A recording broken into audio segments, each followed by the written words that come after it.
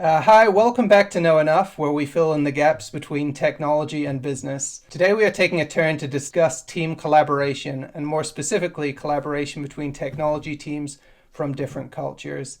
We have with us Craig Dearth, Jaekov Segovia, Camilo Soto, and Gaurav Lohia. You can go ahead and introduce yourselves and tell us where you're from and what you do in the tech world. I guess, Craig, I can start with you if you want to take the lead on that. Yeah, hi, Craig Dearth. I'm in Chicago, Illinois. I'm a co-founder of Front Edge Digital. Been a UI designer and engineer for better part of 12 to 13 years now. And I have kind of a passion for process improvement, team organization, and just overall technology. Myself, Gaurav from Delhi, India, and I am the co-founder of Ecara Solutions Private Limited. We founded Ecara somewhere around 5 years back. I started my journey with as a front-end engineer, provided solutions to different parts of the world, let it be like in the European side, the US culture. And since then, we have worked on multiple technologies, like let it be the embedded systems, let it be IoT, or software architecture designs, industry automation. So yeah, you name it, and we have done it all basically. Okay, great. Do you have Indian-based clients as well, or do you only work with offshore companies? Like in India, we usually work on the embedded side of the part, not really on the software side, but majorly like IoT, industry automation on those projects. Camila, how about you? I'm from Colombia. I'm a software engineer. I graduated from college in 2005. And ever since 2007, I've been working for companies that work with clients in the US mainly. So there's this nearshoring model that the company I started working with in 2007 kind of pioneered here in Colombia.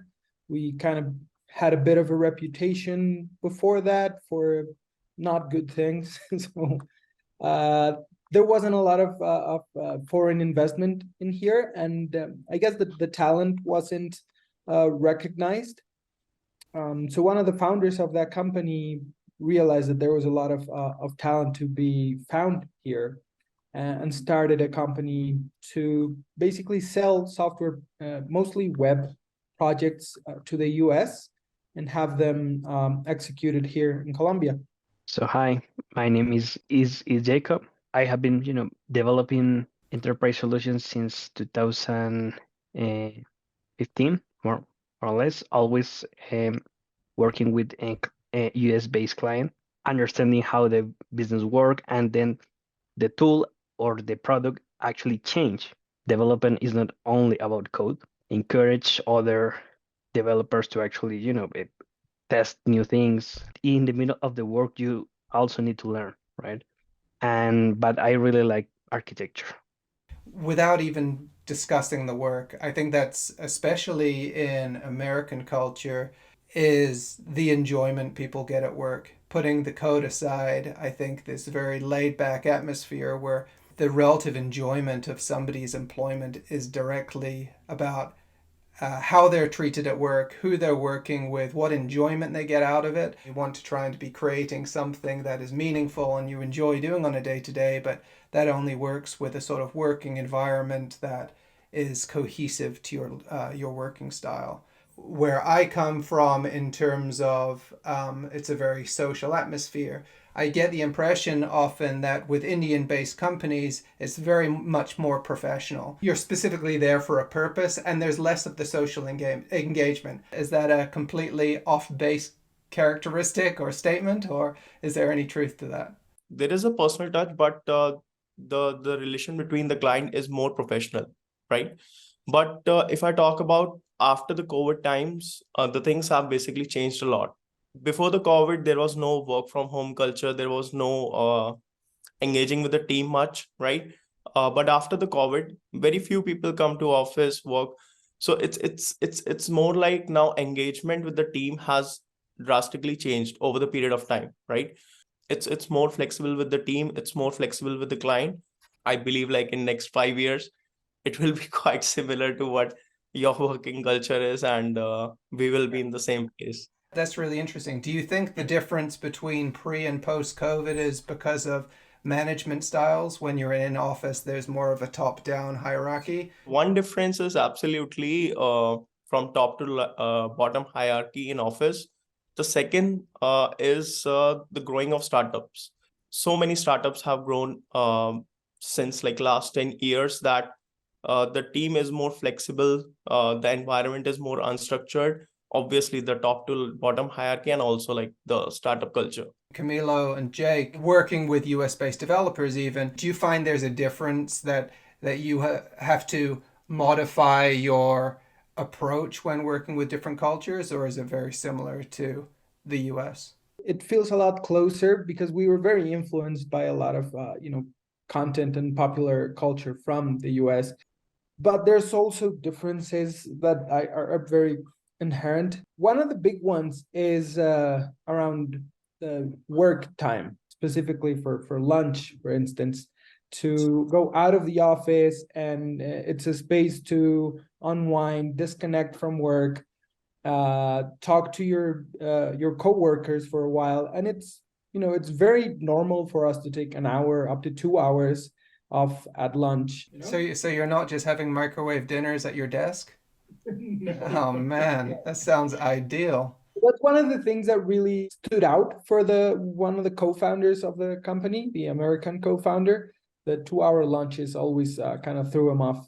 We were kind of very used to working late hours at night because it doesn't feel like there's a lot of pressure. So we talk a lot with our coworkers. As the day was, growing late, you'd actually focus and try to finish the tasks that you had for the day. And it wasn't unusual for you to go, over hours to finish what you had committed to, because you kind of spent a lot of the time during the day basically slacking off, playing ping pong and stuff like that. But we also produced a lot of great results. That has changed over time. So the economy was a lot different back in, say, 2007, 2008. The crash in the market from 2008 affected our clients and in turn affected us. You had to produce a lot of value in exchange for the money that you were getting. The companies that hired people here were able to pay very competitive salaries compared to all of the other companies in the country. So people would put in a lot of effort to have one of these jobs. So it wasn't unusual for you to work to 10, 12, 1 in the morning. Towards 2016, the economy changed a lot, and there was a lot of money being invested into technology and into startups. The cat was out of the bag that there was a lot of talent in Latin America and in Colombia specifically. So there was a lot of competition locally with different companies using the same model. So there was a fierce competition for the talent.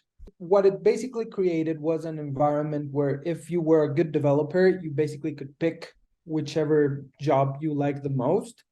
It being a lot less common for people to work overtime, but now we're kind of seeing the opposite, kind of going down again. There's a lot less demand for developers, so it's kind of the grind's coming back a little bit.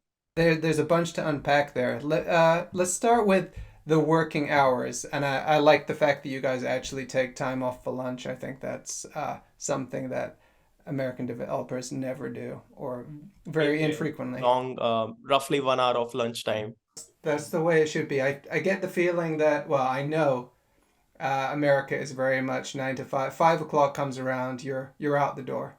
You're not working late unless you're an entrepreneur or specifically working on something that demands that. But that's interesting. When you're working with US-based clients, do you feel pressured to accommodate US-based working hours, or do you still get to maintain your lifestyle throughout the day? A lot of times there was the expectation from clients that you'd be available during lunch hours. A lot of us would respond on our phones or whatever during lunch, but it wasn't unusual for us to just be unresponsive for a couple of hours during lunch.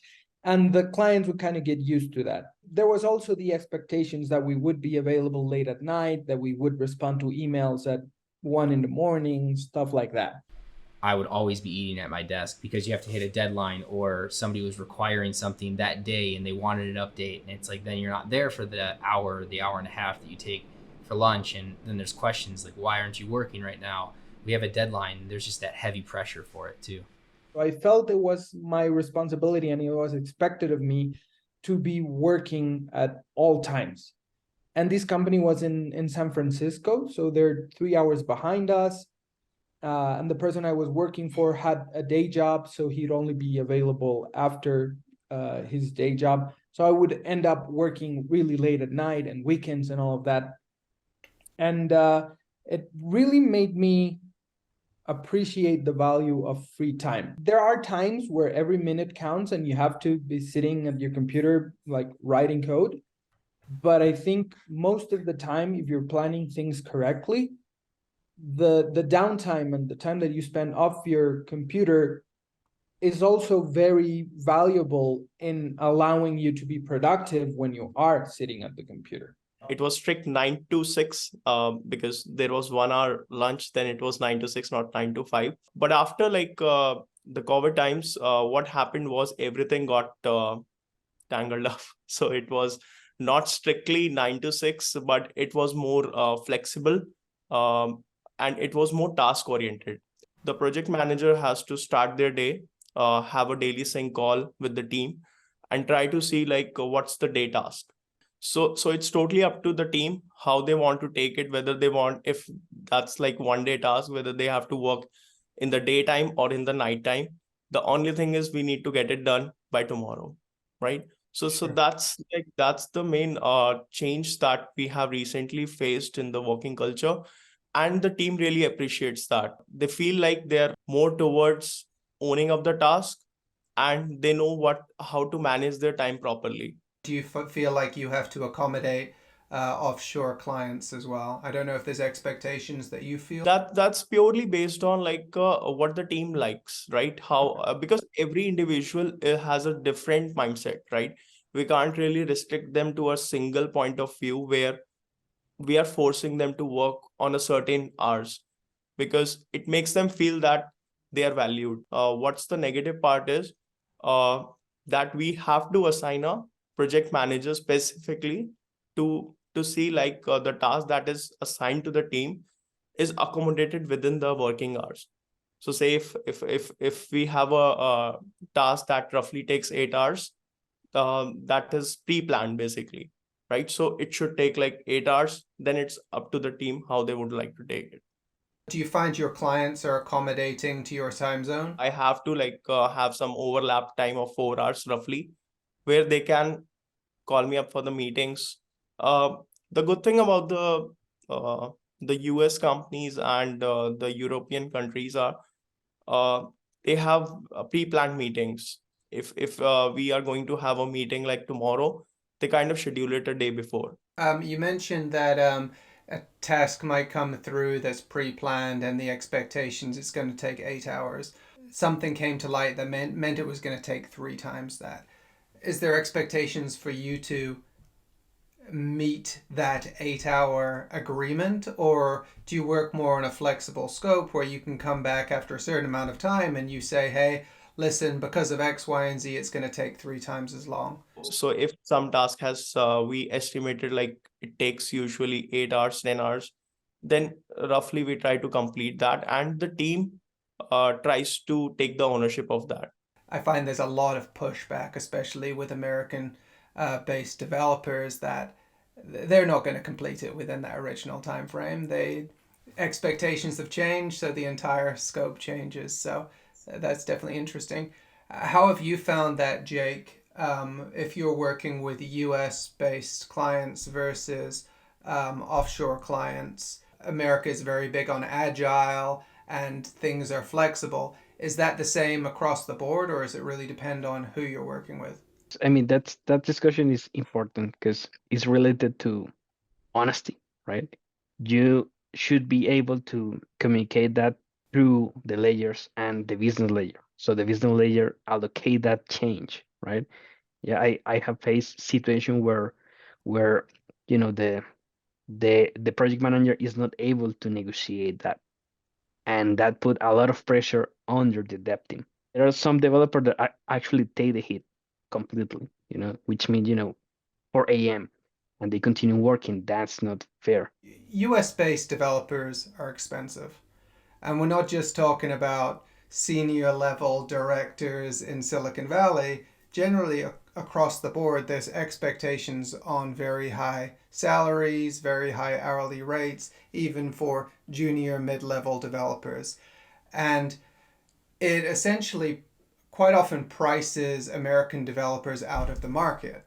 Say, for instance, we're now working with a Colombian based development team or an Indian based development team. Do you see it that developers' expectations on salaries increase? And then, if so, what happens to startups that want to hire talent out of Colombia that now may not be able to afford them? Essentially, the same thing that happened in America where salaries went up, companies can no longer afford them. Do you see that happening with Colombian based startups or Indian based startups that can no longer afford talent in their own countries? That has been the case. There was a lot of foreign investment in the companies. So there has been a drastic change in the expectations for the team working on a particular project. A lot of competition in the market, and if you're not paying well, the people can find the job within a week, right? So that has been the scenario from roughly, like, I can say, like 5-7 years now. It's harder for them to afford developers within India as opposed to 5 years ago. There has been a lot of change, like let it be the working culture within the organization, how the team members are treated, and the working style on a particular project, or let it be the salary. So everything has changed from last, and that's majorly due to the foreign investment, especially on the tech side. So that's definitely been a big change here. As you may know, English is not our first language. So a lot of Colombian software developers, programmers, and designers don't speak English. So the companies that came in here looking for talent were offering very high salaries that basically that local companies were not able to compete with. You would still be paying them twice, 3 times as much as they would be making in a local company, right? In the beginning, you would have maybe 1-2 developers who had good English, and you would put them in front of a team. They would be the ones talking to the client, and everyone else would just have to kind of go through that developer who spoke English. But now everybody is expected to speak English in order to be able to get one of these higher paying jobs. So you only work for a local company if you don't speak English, if you don't have the option, because you're definitely going to have access to a higher paying job if you speak English. The companies that were coming in here had to start cutting their margins, and offering higher salaries to be able to attract the talent that they wanted. The talent pool is limited, so eventually they were all fighting for the same people. When COVID came around and everyone was working from home and it basically became completely globalized, we were basically competing one-on-one against foreign companies, American, European, because they could hire the developers directly. Is there an offshore market that Colombia is using? There aren't a lot of markets that we can go to get developers that are going to be cheaper than Colombian developers. Maybe in Southeast Asia, in India as well, but it's very close. I mean, there's not a lot of different industries that have so much success collaborating across different speaking countries than developers. I think a lot of that has to do with we all speak one unified language in code, so we can cross some of those boundaries. But do you think development and software development specifically has that the ability to be able to cross cultures and work effectively together as a team? Or do you think that it's easier to work with Colombian based developers? Or for Gaurav, is it easier to work with Indian based developers? Or does the collaboration feel pretty seamless? So on my part, I think that at least early on, that was one of the competitive advantages that we had in the nearshoring model, if you will, of working out of Latin America for U.S. clients. That there was a more of a cultural closeness, and we were able to collaborate more easily. I feel that, and this may be a big generalization, but we were more likely to say no or to question something that a client asked us to do if we either don't understand it or think it doesn't make sense. That was a difference with Indian developers. They were very, to the letter. Like, they were asked to do something, they would go ahead and do it. And deliver it to what was asked, and the client would get it back and say, but this isn't what I actually needed. It's what you asked for. So that kind of gave us a competitive advantage back in the day. I do feel that there's a cultural difference. So the fact that we're all working in code and in technology serves as a bridge. We have a common ground. But there's also cultural differences like that that I think are kind of ingrained in how you grew up and kind of your idiosyncrasies, and it's gonna influence how you, I don't know, how you communicate with your clients, how you act under pressure, how you respond to different types of treatment, and a lot of expectations around how the collaboration is supposed to work. Do you see that, or was historically maybe, Gaurav, that Indian teams might be more yes people than pushing back on clients? I think so, yes. It's more like we tend to execute the work really fast, right? If some task has been allocated to us, we kind of want to get it done. It's not just about getting a task done, but that's how we usually live our life also. So if I talk about my daily scenario, or it's like a checklist of tasks that I have to do, and I have to get it done at the end of the day. If I sign off with a client in USA, it's like we roughly go for a couple of meetings for weeks, for months, and then we come to a conclusion that this is the direction that we want to head our project into, right? If I go in the European side of the world, it's even more slow.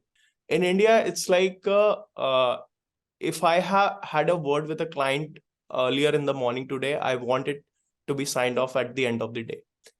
We want to close it because we don't really like to keep it in our mind, like probably like next week or next month. So I started out with European client at the beginning of my software company, and it was super crazy. Like it was like I had a meeting today, then after 3 months, it took like roughly 4 or 5 months for me to sign off the project, right? And I was more like whether or not we are starting on this project, or how is it gonna be, right? So at that moment of time, but eventually I learned to accommodate, like how the different parts of the world try to engage in the project, right? And that's really a good learning also, because you guys need to properly plan and then try to start off with the things so that everyone is in the one place, and there are no issues down the line when we are going forward with the development, or in any case. Basically, we don't really often ask much questions, but now it totally depends on product managers, and how if it is a good project manager, then yes, he wants to completely understand the project and ask the relevant questions to it, and then start with the execution of the project. I do believe in planning, though. I feel like that's a major part of it. I understand the need to want to develop something and get it done very quickly. However, I think there should be a hybrid. You want to get done with the product fast and you want to get the features out and move forward with it.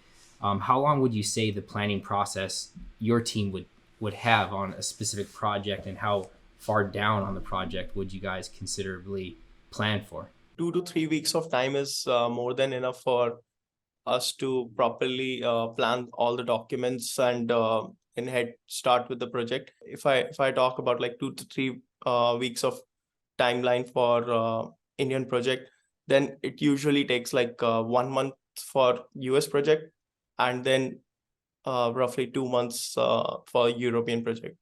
Is it that the planning takes too long, the communication takes too long to get it? Is the project planning too granular from the business side of things? Is that why it takes longer in US or the European compared to the India based?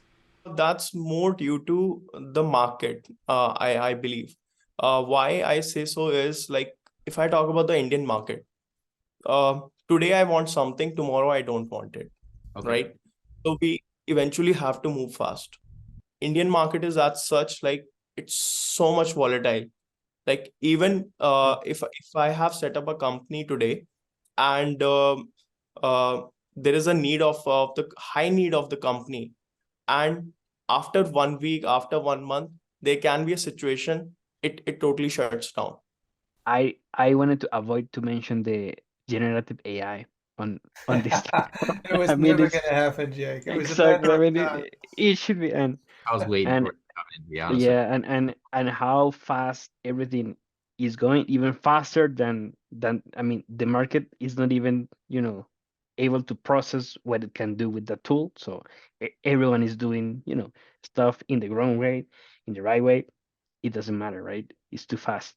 Technology is moving faster. Do you think some cultures move faster than others? It's a mix of a lot of things culturally. So I think, for instance, in the US and Europe, they're a lot more concerned with regulations and compliance with regulations, copyright, and all of that. So before jumping into the market with a product, you need to make sure that you're not like breaking any rules. And so I think those markets are going to be a little more careful.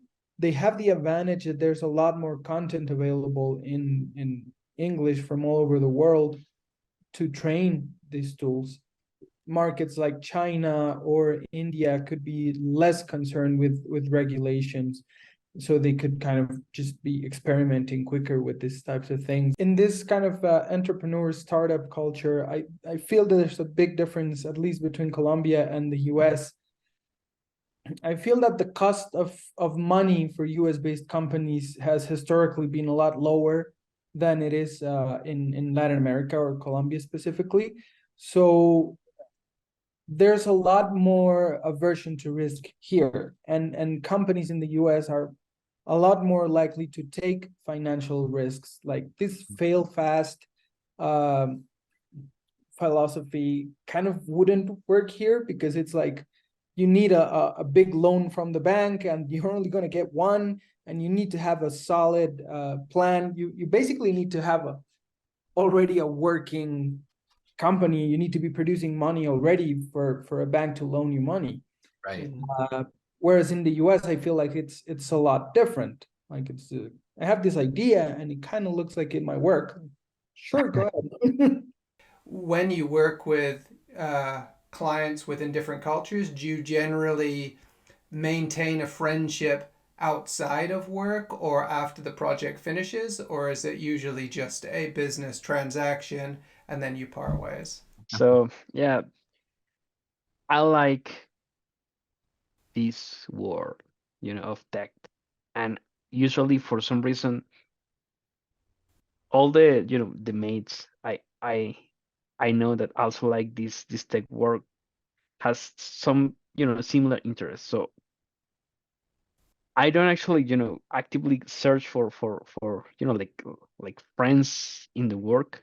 No. But eventually, I actually get along with with those teammates, because they are, interesting humans. But it's more like respect towards one another, right? And that is something that we try to maintain, either we are working or we are not working with anyone that is working with us. We used to travel to the locations of the clients that we were working with to work, in person with a lot of them. And I feel that's one of the added values. I did establish a number of friendships with people that I worked with, and shared time with them outside of work. Even after projects ended, like if I go to a city where there's someone that I worked with, I'll write to them and try to meet them for lunch or a drink or something. So 2 hour lunch. it does build so yeah, I feel it builds friendships, but it also helps with the work, uh like if you're going to spend 10-12 hour days programming, it helps a lot to have comrades at your side, whether they're like locally at your side, like physically, or over the over the computer. If it's people that you like, that you feel a connection with, that you kind of know as a human being outside of the work that they're doing, it helps a lot in the collaboration, because people are going to make mistakes. People are going to like not show up to a meeting. They're going to push an error into Into into pro. the repo. People are going to make mistakes, and if you're not friends with them, if you don't have a personal connection to them, you're going to take it a lot harder and be harsher, and it hurts the project in the long run. It hurts the collaboration. So when you feel a connection with the people you're working with, it builds that trust that I talked about earlier, and it makes it a lot easier when things are rough. When the pressure builds, it makes it a lot easier to have each other's back. If we could speak others' native tongues, everything falls back on English. But I feel like it would be nice to communicate in other languages as opposed to English, because I need it for sure.